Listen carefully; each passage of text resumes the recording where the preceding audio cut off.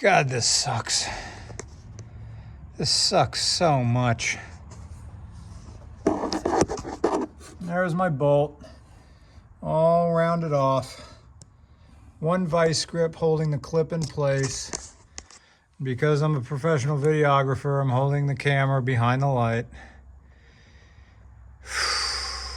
And up top, there's hardly any bolt left. And then more rust fell into my eyes.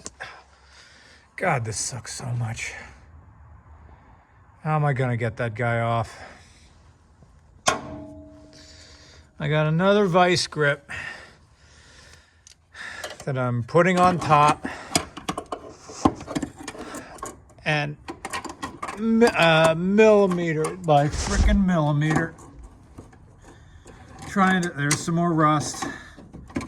Trying to grab the top of that nipple that's on there, which I can't see. And then sometimes right there, and you jam your fingers. Trying to, Yep. I wish I had, now there's rust in my teeth.